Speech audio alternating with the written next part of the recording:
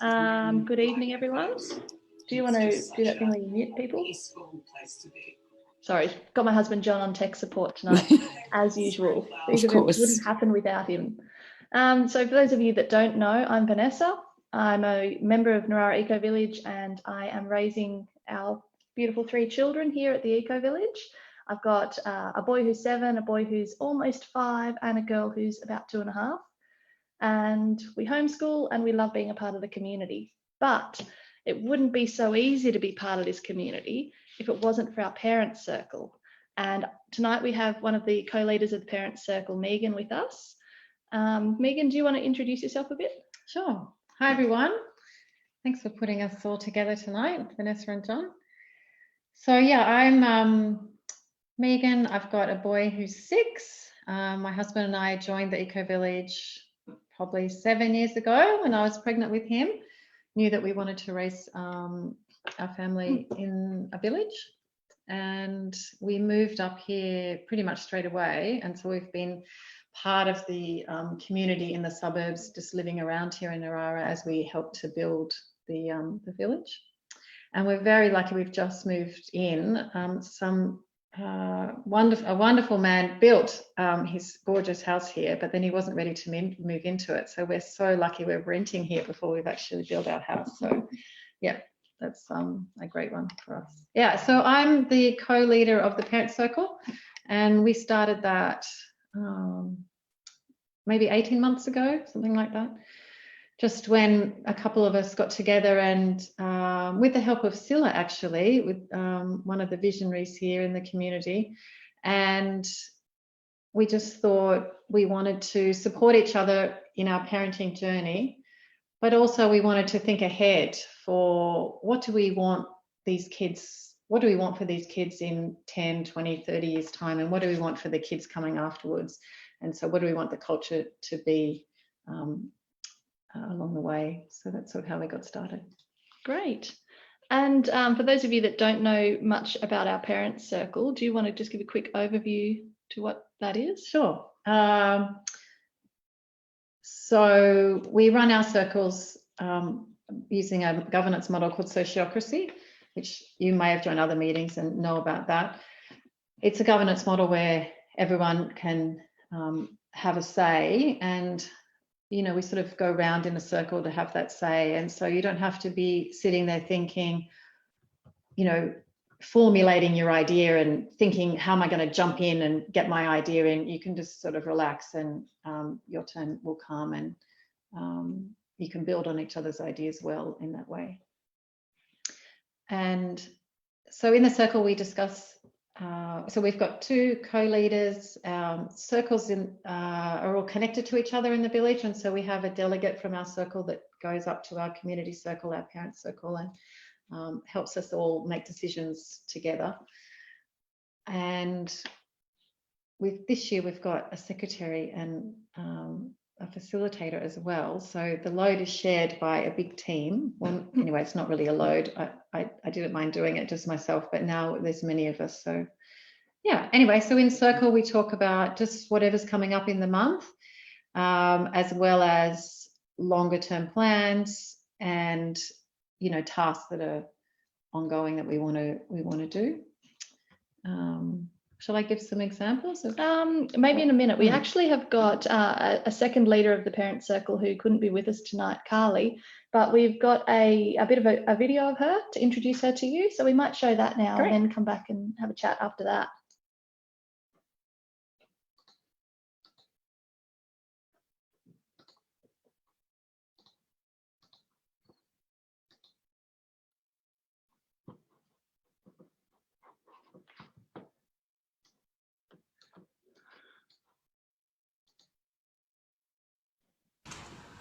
Hi, I'm Carly, and I'm the co-leader of the Parent Circle with Megan. Sorry. We just got a few screens happening here.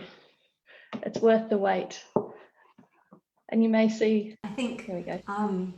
So I first really became involved in it because we moved here 3 years ago, and Megan was someone we became quite close to quite early on, and she had mentioned this sort of little idea that she had for something which then became the parent circle. But and so what is it? It helped us really come together, I think, and really align what our core values were. What did we want to be like as a community? Because maybe we were all just coming together hoping for something to emerge, but it was a discussion we really needed to have, I think, because we're not a homogenous group of parents in terms of the way we parent and our backgrounds and lots of different ideas. The location of the village is just incredible, and the fact that we're on the edge of the Strickland. And whilst we're not living in the village yet, I'm really looking forward to just being able to easily stroll down, just have an evening walk, which is what I used to do in my childhood in England. That was just part of our day, that we'd always go for an evening walk. So to be able to do that in the Strickland would be amazing. And not just the direct eco-village area, but the whole Central Coast has so many beautiful bush walks and beaches. It's really clear that the majority of children are really comfortable in a bush setting and are able to identify native plants, quite happily just munch away on them and try new ones as well. Happy getting dirty, just going around in the creek. Yeah, so pocket knives. Well, we had, you know, some young kids, 4. 7.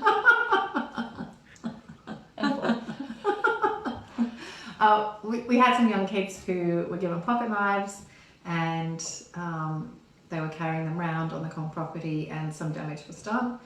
Minor, but you know, some damage. And so we had to come together as a group and say, what are we going to do about this? And we ended up coming to a conclusion that pocket knives are fine on your own property, but on the common land we won't have pocket knives.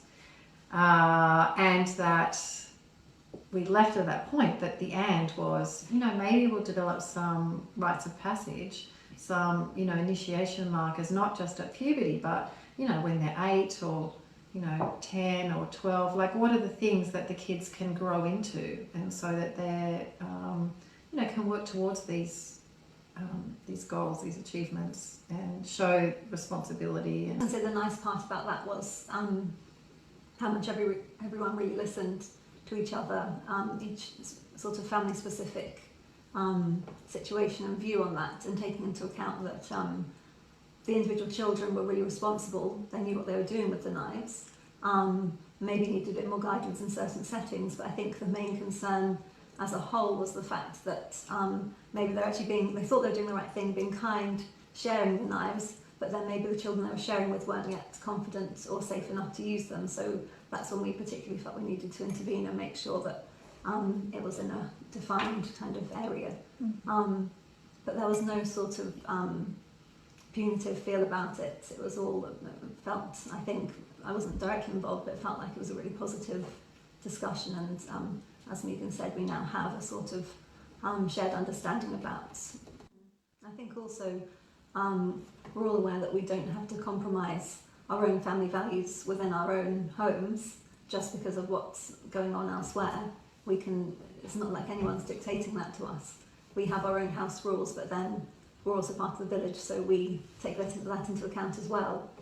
Well, I'm thinking about because it's on my mind right now, some of us have been doing non-violent communication, NVC classes together, and for sort of specific situations, identifying what our needs are can be helpful to then create strategies to manage them. So if, for example, if you're a homeschooling family and you're observed to be around all the time, ways that you can have times to set that boundary that no, this is a time when we don't have visitors, we need our quiet time. Yeah. When you think about an eco-village or a community, maybe you have this stereotypical view of it's going to be a bunch of hippies, and sure, maybe there are a few that lean in that direction, but we all come from different backgrounds. Yeah, I mean, I find it a challenge just getting River to come in when he comes home from school and have, you know, 15 minutes with Mum and like connect after the school day and just, you know, just sort of regulate or see what's happened at school and just let anything out that's happened in the day before then he goes out and plays with his village friends. And I mean, we only moved in a few months ago, so I just don't have that down at the moment. And he, of course, just as soon as he gets here, wants to play with everyone. Because there are some big sort of cohorts of children in very similar age ranges, aren't there? So we have quite a few in the sort of around 4 years old, 4 to 5 years old, I guess. And then there's a big cohort of 7 to 9 year olds, did you say now? Yeah. And then there are a few teenagers as well, and two little babies, 3 babies, I think, as well, sort of under 2, or around about 2. And so there's going to be lots of shared experiences, life experiences, you know, going into puberty and beyond, for all of us to experience as families as well as the individual children. So it feels really exciting to be having that sort of conscious approach to those important life kind of stages. Yeah. So the individual children are associating different members, as you say, with particular experiences that they've already shared with them now, whether it's down to woodworking or other members have invited children to their homes to do reading or card making on Mother's Day, and just sort of short little experiences, but snapshots to get to know each other a bit better. Yeah. You know, parenting is one of the most challenging times in your life, well, I've found, but it's also like such a growth potential. Like I'm learning so much from parenting my boy and being, you know, in a relationship with my husband in that moment. And so there's so much going on that when we get into our women's circle, I can see that I'm not alone in that challenge, and that and just being able to be heard in my challenge is you know, healing in itself. I think in just being able to speak our challenges, we get to like hear ourselves, and the inner knowing comes through about what to do in the situation. So just thinking, taking that space for ourselves as men and women, then we become better parents in the end. It's so true, Megan. It's so true. I love watching that, and it was a real privilege to sit in on that conversation with you and Carly. I think that the total amount of footage we took was about an hour and a half, and we cut it down into 8 minutes. So there was quite a bit of quite a few gems that.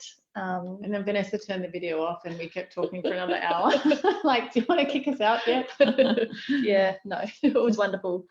So firstly, I guess it's important for people to be aware that we do have a big range of parents here, a big range of families. We've got, we've had grandparents that were raising kids. We've had all sorts of carer situations, and all sorts of families in terms of philosophy, spirituality, educational philosophy.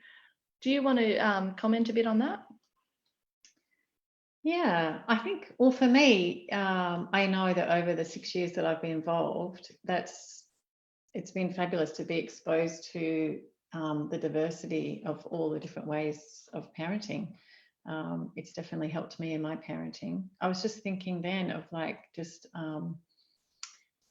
you know, the different approaches people, you know, use, and how you can, you know, learn so much just from, you know, we've got one beautiful woman here who's just so fun, like she's, you know, Miss Fun at the village. And, you know, if you're in a group and it's sort of time to go, sometimes I'm like, oh, can you just help us, you know, to transition? You know, the transitions are always the hard bits, aren't they? And Magella can just come up with such a, I've given away who the fun lady is, oops.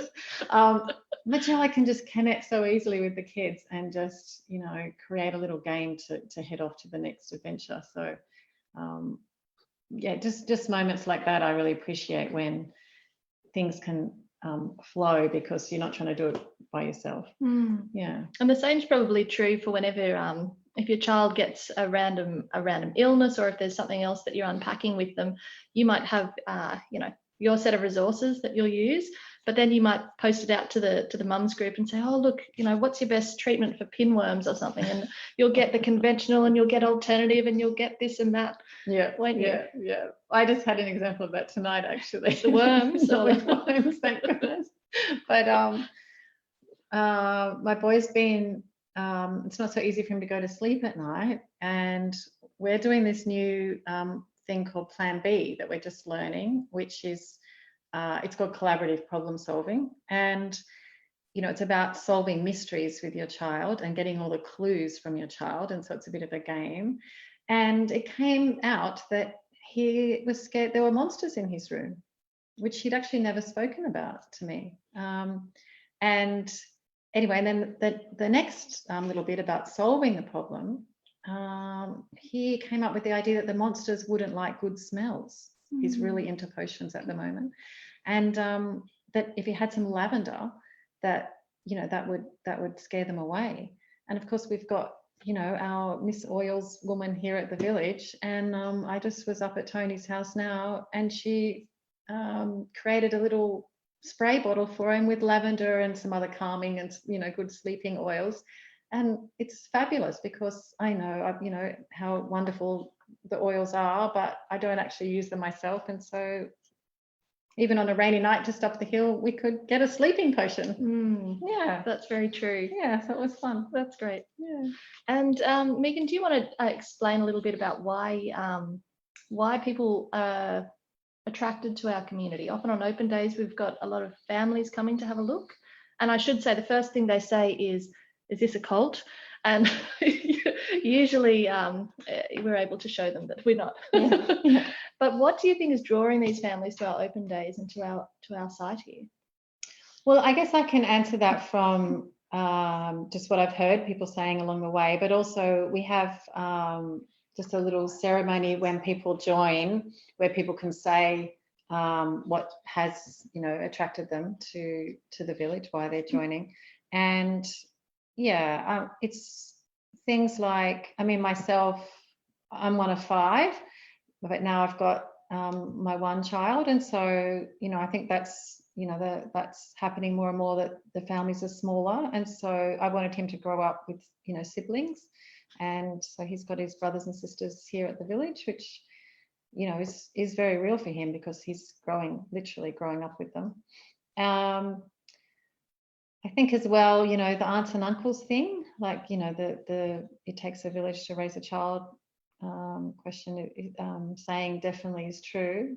You know, we've got, as Carly was saying there on the video, you know, we have this beautiful lady here who sent a message to us all saying, I'm sure, because it was during COVID times that Mother's Day was, and she said, I'm sure that, you know, the kids are going to sort of miss out on that thing that teachers usually do. And so she had one-on-one little appointments with the kids and made us Mother's Day cards with them. So yeah, it was really gorgeous.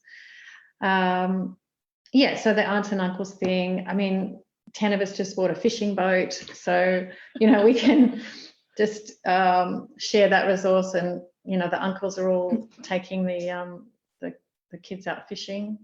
I mean, I'm the one in my family that takes the kids out as well. So it's not just the uncles, but you know, I wrote a message to the dads the other day on the fishing group, and just saying, like, I'm just so grateful for all these beautiful role models in River's life that he's growing up with. Yeah. I mean, the nature connection as well, I think, because they're with a whole lot of kids and adults who, you know, that nature is all around us, and it's one of our pleasures here, and a great influence on all of us. And I feel that way of life, of being out in nature, you know, the kids can just go with the flow with that. So that's another way I think that living community benefits us all. Yeah, and the nature thing is interesting, because one of the things that we do here is we encourage and we invite people to explore living in a small footprint home. And so whilst we were building, we were staying in a very small shipping container, and we lived outdoors. Basically, we came inside to cook and to eat our meal, and then the rest of the time we were outside. We were outside learning and playing and doing our chores. And I hadn't realised how much we've been shaped by the nature thing over the last 1.5 or 2 years that we've been here. Yeah, but it's truly extraordinary how community can change you, and how community can kind of knock the edges off you and shape you. Yeah. Well, I've just had that experience with, we've got 40 chooks here.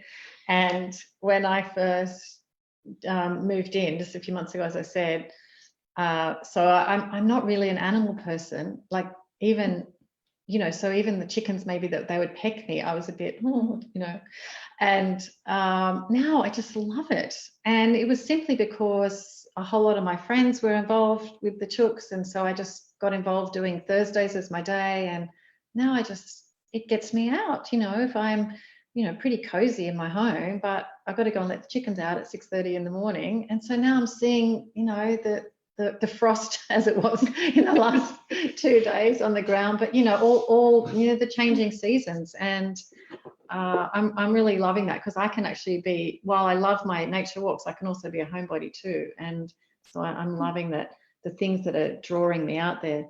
Today I was doing some steam weeding of the verges here, because we don't use any glyphosate or Roundup or anything like that for the weeds. So we bought this machine that steams the weeds, and so I was doing that with a few other people, and it just meant that even though it was pouring with rain, I just had my rain jacket on, and I was out there doing it anyway, and I loved it, because that's sort of one of my dreams was to have a nature school here and to have kids out in all weather. And I was thinking, well, do I do that myself? So now I do. There you are.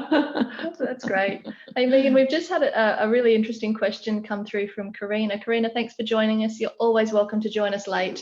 I'd like to say the Ecovillage operates on island time or something like that. She's got a question there about, and this ties in with what we're talking about, how being in community, you change a bit, or you get molded by your community. How does the wider community view young families, especially those that have noisy and energetic children? Oh, great question. And it is great, because can I talk first and then throw to you? When we first joined here, we were the first family with young children living on site, and it was quite it caused a few anxious moments for some of the other members that were living on site, because my children loved bike riding, and a lot of people were building, so there was construction traffic. And at the time, my boy was 3, and my husband managed to get him onto a 2-wheeler bike. But there are a lot of concerns from people, and we had to work together to manage people's anxieties about my kids bike riding. And I had to adjust. In the end, my compromise was I put the kids in high-vis vests when they were riding, and everyone else sort of learnt that young children are quite skilled and quite they know a lot. So there was an increased trust of the children too. Yeah. But how do you think the young families are viewed here? Well, I think one thing that we've done along the way is to really be open in the communication around that. And so we've chatted about that you can talk to the children. You don't have to be, I really wish those children would be quiet or something. You can go and express your needs as well. Like in nonviolent communication that some of us practice, it's like, what are my needs? What are your needs? And how can we both make life more wonderful? And so we came up with this little motto that is connection before correction. And so that really helps, because if you just go over and say, be quiet, kids, that wouldn't really feel very community, and it wouldn't get a great response. But if you're going over and, oh, wow, that's a really great game that you're playing there. Seems like you're having lots of fun. We're trying to have a bit of fun over here too, and we can't quite hear ourselves. Do you think you could just be a little bit quieter in your fun while, so that type of thing has really helped people to build confidence in being able to express their needs, really. Because we are outside quite a lot, there are a lot of children around the place, and children outside like to yell, and they like to ride, and they like to ride fast. I mean, the billy cart's been hidden for now because we've got some pretty steep terrain around here. But in saying that about the noise, our village accountant works in an office, and right outside there's a great climbing tree. The kids love to get up that tree, and it wasn't until a little while later that she came and said to me, I can hear everything, even with the windows shut. Can they find another tree? And so then we had to talk about that. Yeah. But I haven't felt a sense of shame or guilt or anything about my children, even though my children get into all sorts of mischief. Yeah. Well, I mean, I think I did feel shame at the beginning around things, but that's a projection. Like, it wasn't that was happening to me. It's just that I was doing that thing like, oh, my child should be quiet, or And I think what helped with that was our women's circle, where we actually talked about that, how we do that to each other, how we think that someone else is judging us, or you have experienced judgment in the past. And I think after we chatted about that and we just all relaxed into, it's okay, we think that you're a great parent and you're doing your absolute best, and your children are doing the best they can at any point in time, and if things aren't going well, we can help, rather than, because we all know that if you're shamed, then you're actually going to shame your child. Like if you're trying to keep them quiet or something, it's not going to go well. So, and not the message that we want to be giving them either. So, yeah. And part of that is, as we talked about, everybody learning to live here together, and everybody learning to respect everyone of all different ages, from our little 1 and 2 year olds right up to our teenagers. And I think over time as well, we've learned, well, look, there's more of us, so it's easier, but we've learned to have different spaces as well. So the other night we had our first village embodied dance night. So do you want to explain what that is before people think that we're a hippie cult? Vanessa didn't come. I had a headache. So dancing's not for everyone, but sorry. Yeah, it's just a dance night where you're not all looking at each other and doing your famous last move that you've invented, but you're just dancing for yourself and to make yourself feel good or release emotions, or for happiness really. But what I was going to say about that is that we've had other dance nights at the village where it's been everyone, and that's great, but that means the music has to be, I don't know, for the kids or for, I don't know, but and sort of there's just, the kids are all running around instead of dancing, so it's really not the same feel, and it's lots of fun. But there's so we can have now that we're a bigger community, we've sort of got we've got singing nights that the women do, and we've got the dancing, and then we have community dinners where everyone's together, and I don't know, there's so many things going on that if you want peace and quiet, you can choose to go to meditation or to yoga, or so I'm finding that we're all getting our needs met, and then when we're together, that means our cups are full, so we're happy for the children to be exuberant.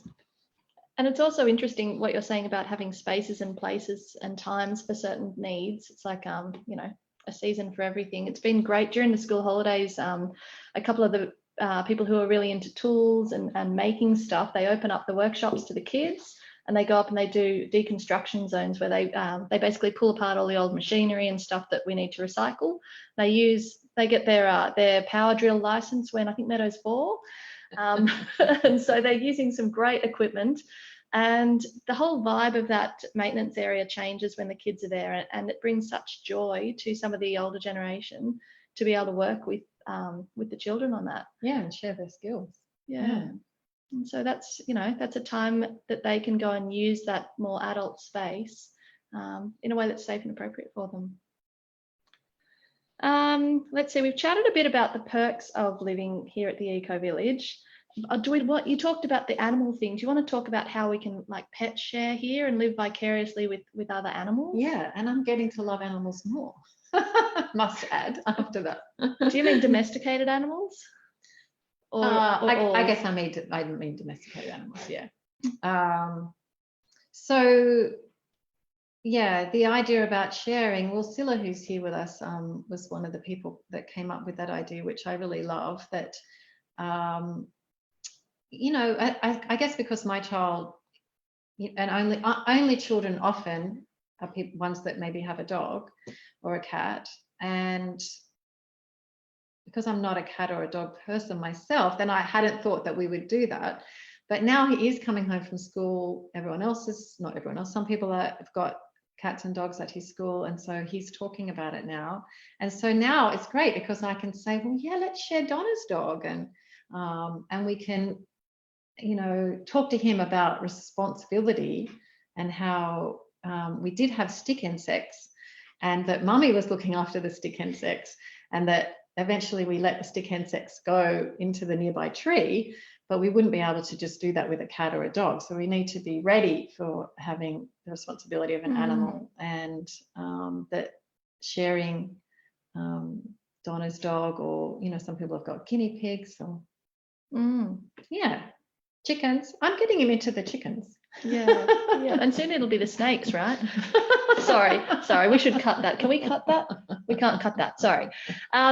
We've been able to share a whole lot of pets here too. We've been able to share the little silky chickens, and there's always dogs and the cats up at the Hesters. We've been able to share them. And fish, we had fish for a while, but they were terrible, so we gave them back after about 3 weeks because you can't take them out and cuddle them. When we tried, that was really problematic. So I've really appreciated being able to get my kids' needs for pets met in a way that isn't all of the burden on me. And I guess that's the whole thing about parenting in community here, is that the whole burden doesn't have to be on you. Yeah, I'm really feeling that it's been wonderful moving in here and noticing that difference of just, you know, even if like some challenges happening, you know, one day I just walked up to my neighbour's house and burst out crying, and, you know, that was fine. Like she was like, right, yep, come in, have a cup of tea.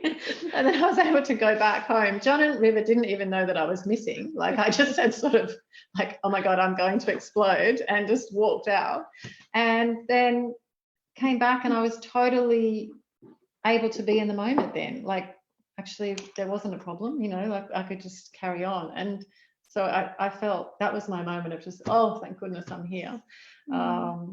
And yeah, there's lots of times like that where we can where we ring each other, obviously, and help out. And, you know, sharing childminding, and I mean the free range, the kids make their own play dates, like that, you know, obviously is one of the best aspects, not having to arrange the play dates, but the kids hearing the call and just going. Oh, that's great. I was going to go on there. Actually, I'll get to the horse thing in a minute. There's a bit of action happening about a horse question. I was going to say, we used to live in Sydney, and for us to, you know, meet up with like-minded friends who enjoyed nature and letting their kids free play and you know, push their limits, we were driving 20 minutes, half an hour to see them. Whereas here, there's, you know, just at the moment, there's probably 6 or 7 people that we can play with within a 1-block walk. All right, to the horse question, for those of you that aren't following the chat on our Zoom, sharing a horse. Labosh is asking, is it possible to share a horse? And we do need to throw to Scylla for this, because Scylla is our resident horse guru. Scylla, do you mind responding to that? Maybe unmute you. Yeah, we're just trying to unmute you. Oh, there we go. Ask Scylla to unmute. Done. Yes, well, I was interested even in the response to the dog questions as well, because I'm torn very much between my own personal love of dogs, but also my concern about having too many, and the fact that I think many dogs in our community are not well cared for either. So I don't mean our Ecovillage community, I mean in the broader community. They're seen to be there to meet our needs rather than they being teachers for us. So I'm delighted that there are some arrangements where some reciprocal arrangements is happening that can meet everybody's needs. And we certainly have one prospective member who says, if there is a single dog left on its own, I will take it with all of the others for a walk. So there's a collective responsibility in modeling, I think, of responsible connection with non-human sentience. Horses happen to be my particular teachers. I've spent many years working with young people and families who've been involved with child protection situations, and also offending situations, as well as my own sons becoming quite accomplished equestrians. So my feeling is that the association with horses is very much, can I have a horse because I would like to ride a horse? And I question that very first premise, that actually we have the right to ride an animal who happens to have a back that can carry us. So that would be, for me, one of the messages that I would like to share with the children, is that actually we start from that principle of what is this being, and should it be living by itself, for instance, like many horses are kept on their own. So we have, I'm a mentor to a young man who is building his business in equine therapy and learning. And we've taken, I think, maybe 3 picnics up with children and families from the village to simply spend time with a small group of motley ponies and horses who've had probably not the best time in human hands. And I think that if the children get an experience of that, then it lays something else down for them about how they see the other animals. So people say to me, oh, don't you want to have horses at the village? And I said, no, it would be bad for the environment. They're terrible on hilly ground. It's too wet for them. It's bad for their feet. We wouldn't be able to have enough of them to be a herd. And so, no, they have visited. We can have experience with them, but I would rather take them up to the valley by the Wattagans and experience that. So even if I can help a little bit of that in that day, that'd be good.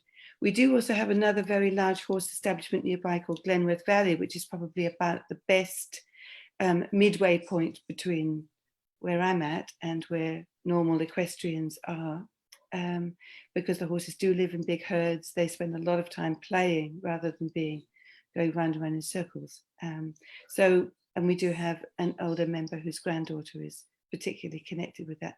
So yeah, so anybody who's really more interested in horses, and also for us as adults, spending time and recovering sometimes from the experiences that we've had with horses that have been averse, mostly because of our mishandling of them and the fear and the love that they bring.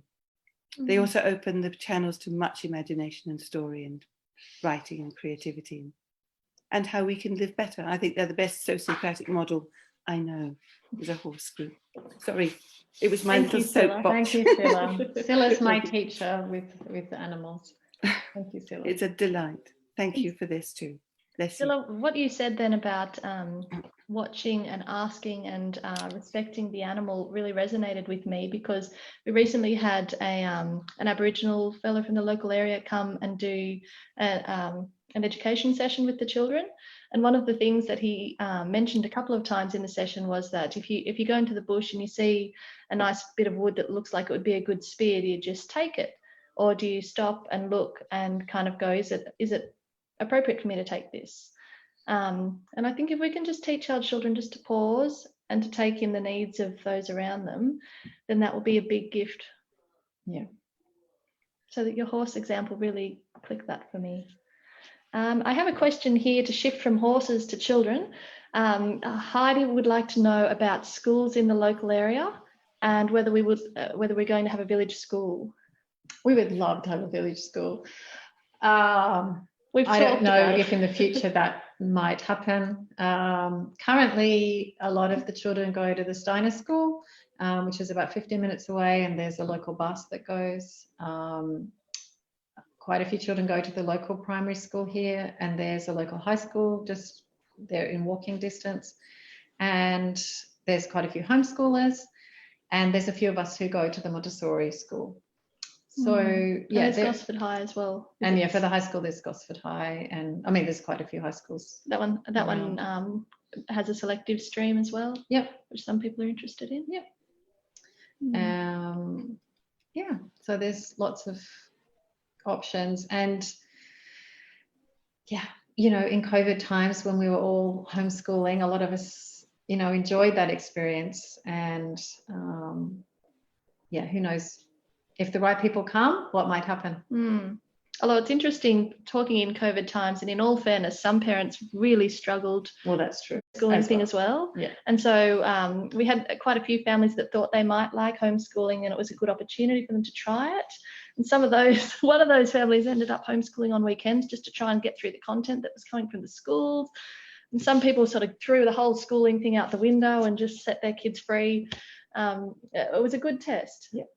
And it'll be interesting to see how we're able to further support families should we ever need to replicate that. Yeah. Because I think we've learnt a lot. Yeah, that's true. Yeah. I mean, COVID was a hard time for us, of course, because, you know, our whole thing about community is being together more than anyone else. That's why we're here. And so it did take us a while to, you know, adjust. And so yeah, we're really thinking of everyone in Victoria who are going through that again, and around the world. Yeah. one of the challenges for us, for our particular family here, is that since we moved in and since the other kids in the neighbourhood have moved in, they wake up and they want to go and play. They'll play before breakfast, they'll play before homeschooling, they'll play until it turns dark and the street lights come on. But we don't have fences, and so when trying to teach them, you can't actually go and play with your friends, you've got to stay a distance apart. We ended up having to physically barricade our backyard, so we got big sleepers and we stacked all these obstacles so they couldn't get out, and it was just the irony of it. Speaking of challenges, what do you think some of the other challenges are to raising a family here?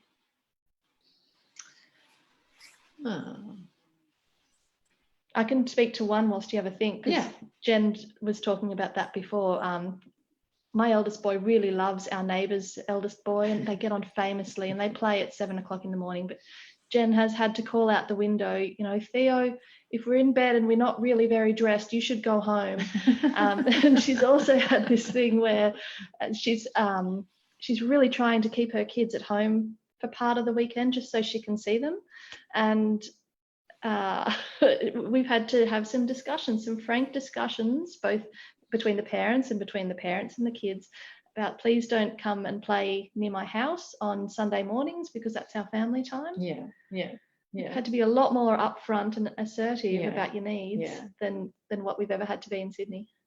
I think, my mom, who was a teacher, always says kids like routine, and I'm just realizing that with that same idea you're talking about. So we share the drives with people to the schools, and so we're bringing the kids home in one car, and so now we've got a routine where we all go home for a little while after school before we play, just a little bit of regulation, a little bit of food, water, and home time before we go out and play again, and just checking in on what's happened in the day.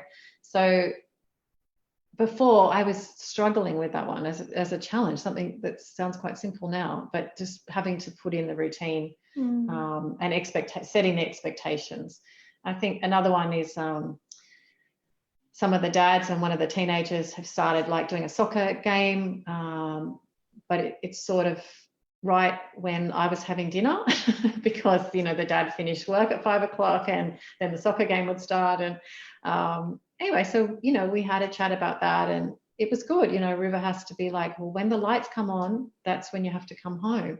And we've been talking about getting a village clock, or do we just wear wristwatches, or, so they're actually needing to know the time because they've got to get themselves into home. So, yeah. And if they don't come home, because we do have some children that are still learning that whole like obeying your mum's instructions thing, we've got a great online device that enables us to communicate with all the families and all the adults in the village. That's right. And we can say, has anyone seen my child? And I'll say, yes, he's at my house. Can you send him home, please? Yeah, that's good. Do you want to chat a bit, Megan, about how here at the village a lot of our families embrace the idea of, I want to call it risky play, or how would you phrase it nicer? Risky play. So, climbing to the top of the very tall trees. My son wasn't one of the boldest, and so I'm, watching the other children his age up the top of the trees thinking, oh my goodness, my heart would be leaping out of my chest. But, so embracing, it's like I embrace it as an ideology. I know it's good for them to do risk-taking when they're young, because then they'll know how to do risk-taking when they're a teenager. And so it's one of the things that I love about community, because it's like my idea, but I don't know how to do it because I must have grown up, more protected or something, and so I'm not used to it.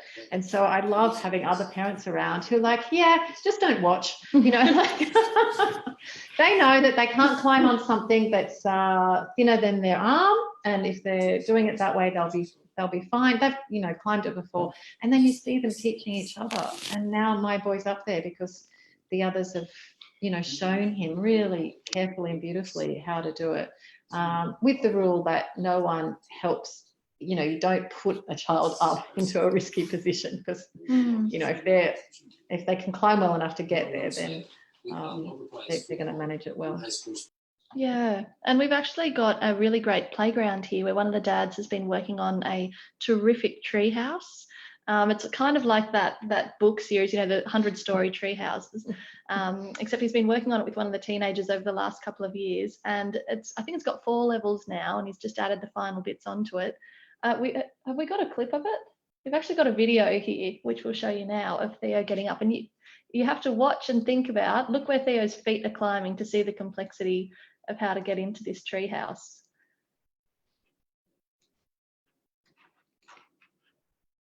So what you do, you see this footrest here? Grab this wedge, shimmy along. When you think you're far enough, put your feet up and then haul yourself up. You need a lot of strength. That's why the tree house is here. It's here to test people with their strength. And then you turn around, so my back's facing you, and then reach up. And your foot goes there, reach your foot goes there, next foot there, arms up, lean back, first foot up, next foot up. Then, it's pretty simple. You might not be able to see me. Hi there. Then I'll come. This is why most people don't like it. Now this leads to the last level. This is the last level. Now you might think this is a bit dangerous if your kids don't know how to do climbing poles. Well, you don't have to, but this is how most people do it. Pretty fun, eh? I love it, Vanessa. That's great. So I don't know if you get a sense of the scale there, but Theo's probably, what would he be, a metre 30 or something, and it's easily 4 times his height. And when it was built, and particularly halfway through construction, we had quite a few parent circle meetings where we were discussing this tree house and how safe it was. And there were concerns particularly about the bridge that he walked across at the end, because at one point there were no chains on it. And the idea was that a child would, they'd go out a little bit and they'd come back until they felt like they could balance and maintain it. And we were trying to juggle that idea of giving kids a space to test themselves and practice things against the risk of them falling out of a 8-metre tree house and breaking their neck. Do you remember those meetings? I remember. I'm so glad you brought that up. That's like a really good example of how valuable our parent circle is, because that was really a tricky time. You know, we had one member who'd put all this effort and love into this treehouse, and other members who were like, oh my goodness, this is too dangerous. But actually, you know, it was quite beautiful how we all came together on that one. And while that part of you might be there about thinking, oh, well, we can't be insured for that, and what if someone fell out of it, and, you know, but, you know, it was balanced with, we really want the children to experience this risky play. And what was really amazing was how everyone communicated well in that instance. Like I'm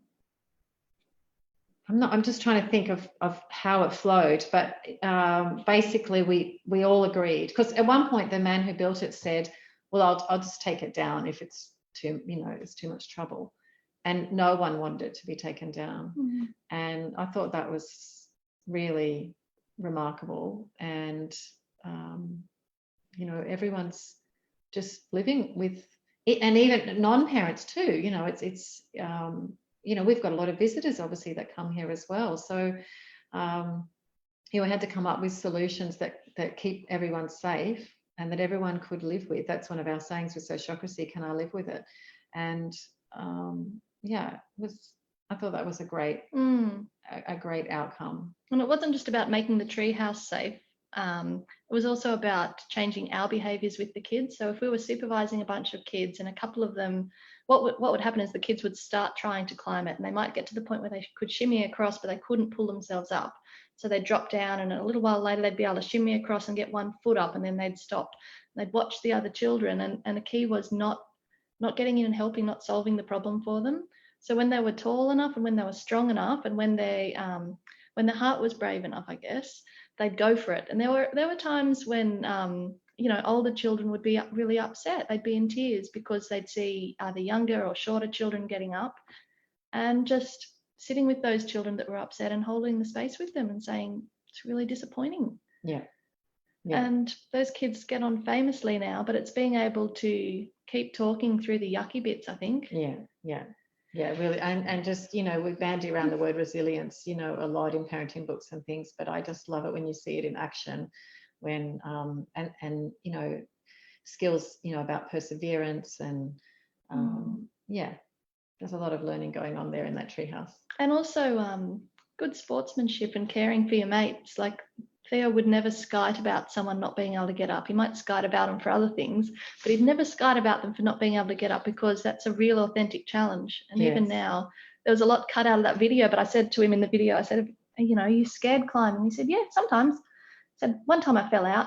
I was like, what? Cut. What do you mean you fell out? It's like, oh, it's all right. I landed on that big pile of mulch. It's like, oh, all right. I was like, well, you still want to climb it? And he's like, yeah, I just have to hang on extra tight when I swing up. I was like, oh, all right, Hugo, don't even think about it. Yeah, and that was like, we spent a long time, digging it out and filling it with mulch that, we had from the property as well. So, there was a big working bee to make it safer, and just everyone pitching in. Yeah. And now there was some interest too on the Facebook page that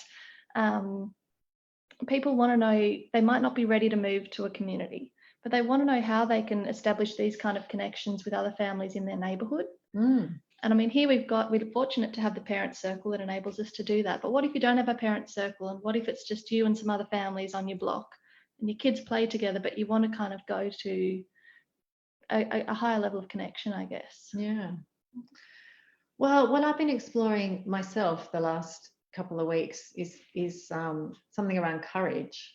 And I sort of think it's connected to that, well, one, you have to know what your own needs are. Like, why is it that you want that connection with the other families? And so that you can express yourself well to your neighbours. Like, what is it that you're wanting from each other? And, maybe once you know your needs clearly, sort of asking them first, like checking in what their needs are. And you're going to be able to find the connection points that way. If you sort of go to them with a fully formed idea already, it might seem like, you don't want to do that. It might seem overwhelming, or you're putting too much on others or whatever. But if you go first with, what are their challenges? What are their needs in their parenting journey? Then you're probably going to find some connection points. And I think if you set it up with some real intention and with some clarity, then it's going to get off to a good start. I mean, I know when I was living in Sydney, two of the things that I really craved, one was the opportunity to leave my kids with my neighbours to go out to the shops and stuff like that, because we didn't have any family. And the other was that kind of heart connection, where I was very conscious that people might hear me yelling at the kids, or hear the kids crying in the backyard and be judging me. And I really wanted to be able to share with them what I was feeling and have an open discussion that way. Yeah, I think that's really, in those moments of, the challenging times, that's really what you need most, isn't it? Is someone else to just really see you, hear you in that moment. And if you can do that, then you can come back to presence with the kids. And so I often wonder now, I think of a neighbour in Sydney, and I often wonder whether if I just had a bit more courage, and if I'd said to her, look, would you mind if I call you even just once a week, and if I just like have a vent for 5 or 10 minutes, and you're welcome to do the same if you need it. Like, I think that would have changed the dynamic in our neighbourhood, that alone. Yeah, for sure. Yeah. I think, so I was living just 2 kilometres down the road from the village for the last 6 years. And yeah, if I think about the moments where I went across the street and made those connections and, chatted with those neighbours and just made a start, that's how we ended up. We had my son was learning Mandarin from my neighbours 2 doors down, because we made those connections. And then her teenager started teaching him and some other kids Mandarin, because we didn't have language classes at our school. So yeah, there's always you know, a breadth of skills in your community, I think. Look, Megan, we're nearly out of time tonight. And I'm just having a quick look through. There's so much more that we could talk about here. I've got, still a good one. I will point out Scylla's, because this connects in a bit with what we could talk about with initiation for older children and connecting them with role models. But here at the village, one of the enterprises that we have is we've got a coffee cart, and it's run by Candy, our resident coffee cart manager. And she makes great use of the younger children, in the sense that she's passionate about building them up and giving them a purpose and a place in the village. Do you want to talk a bit about... And teaching them service, you know, I mean, Candy's all about service and selfless service from her. And, you know, she's teaching that to our kids. And, you know, from the youngest age, you know, can you go and pick some lettuce, you know, in exchange for a chocolate cookie maybe, or, you know, she's got her ways of encouraging them to do some jobs around the place and to contribute. You know, and now we've got a beautiful relationship, you know, that's started and going along well with one of our, tweens, you know, about to be teenager. That's, you know, really, Candy's a beautiful role model for this young woman to be. Yeah, and it just gives the children an opportunity to be around older people and be treated and respected as an individual as well. Yeah, we're seeing some of those, you know, we've got a few teenagers here, and I talked about the dance that we did the other night, and so our 15-year-old girl here came along to the dance, and so it's just that beautiful moment of her, you know, not being with the kids for a few years now, obviously, but being with the women. And you know, how precious to have not just your mother, but so many other women, you know, welcoming you into womanhood. Yeah, and we had a beautiful meeting here a week or two ago, talking about this. I'm not sure if Carly talked about it, but talking about these pathways we want to build so that we're ready for the kids to do these initiation ceremonies that, you know, were part of our, you know, in the past, and that we've sort of lost those traditions, and we're seeing the impact of that. So we're, you know, wanting to bring that back and definitely have that for our children here. And that's probably the topic of a whole nother Friday night Zoom meeting. Sure. I can feel another one coming on. We're just about out of time. And there's a great transition question here from Georgie about stage 2 housing and affordable housing options.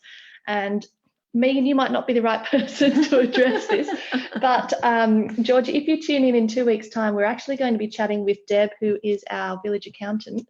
I was talking with her today about our Zoom. We're going to discuss creative financing, and there's she promises it'll be really interesting. She's going to draw from a couple of other models around the world about how they go about actually living in a place like this when you don't have much money. I did say to her, I'm much better with the people-centered things. I was like, Deb, you're going to have to give me a cheat sheet about what some of these terms mean, but you know, she's very personable. She's like a fun accountant, so yeah, it's going to be good.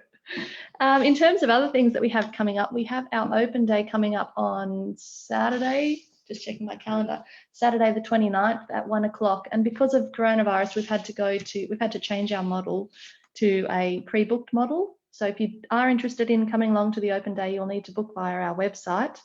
And if for some reason it's all full out, we do still run private tours. Is that right?